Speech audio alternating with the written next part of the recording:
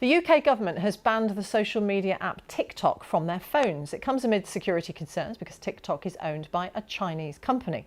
There have been claims that the data of TikTok users could be passed on to the Chinese government, an allegation the company strongly denies.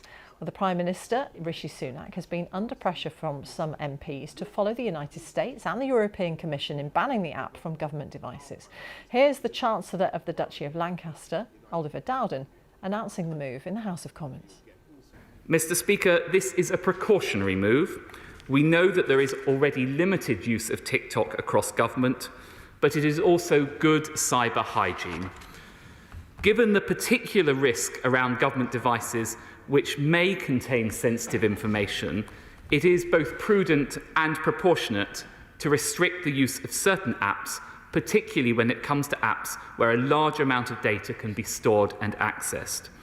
Oliver Dowden speaking in the House of Commons earlier. Well, our technology reporter Shona McCallum joins us now. So as we've said, this has been mounting for some time, the pressure to do this. What's tipped the balance? Well, I think just that pressure. You see the US coming out and saying that they don't want government officials, federal officials, to have TikTok on their phones. We've seen the European Commission and Council say the same thing, and then the Belgian and Dutch governments as well. So I think there's this worldwide issue between the West and China, and these concerns that, if Maxine, you and I have our phones and we've got TikTok on them, we've got our emails, we've got our contacts, we've got our geodata, and is that going into TikTok, and then is that being fed back to Chinese government? What can Beijing do with it? There's a law that was passed in 2017 in China which says that tech companies must comply with the Communist Party. So if they were to ask for the data from people all across the world, that could happen. And the concern is, what could that do? What would that mean? What Chinese powers would they have if they were to access this kind of secure information that's on government ministers' phones? So these are state institutions at the moment, national and international institutions that are taking this move.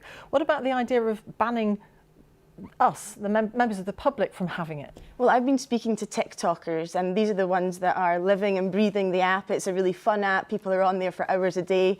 And to be honest with you, they're not too bothered. The ones I've spoken to haven't really taken heed of whether or not the governments or institutions globally are really looking at this. Will the UK government's move today be the one that trickles down? I'm not entirely sure. I think if we were to have a ban on the app completely, that would be a different story. But it doesn't look like it just now. The concerns really are about secure information and about governments and institutions. And also, these apps can be allowed on personal phones because, of course, politicians are connecting to the electorate on TikTok. The former Health Secretary Matt Hancock is very popular on there, and the Securities Minister, Energy Securities Minister Grant Shapps as well has said today he'll continue to use it on his personal phone. So I think it's an issue for politicians to work out if they want to be on the app, but certainly for the average TikToker, I don't think it's going to make any difference just yet. And news organisations too are recognising the value of TikTok. I mean, the BBC's a case in point. That's right. We've been growing our TikTok for the last year since the war in Ukraine. We felt that it was important to get onto TikTok to connect and also to dispel a lot of the misinformation that's out there. But of course, a Danish broadcaster took the step to say journalists shouldn't be on it. Whether or not the BBC and others make moves, the NHS perhaps, will they make moves to say don't have TikTok? We'll have to wait and see. We will. Shona McCallum, thank you very much.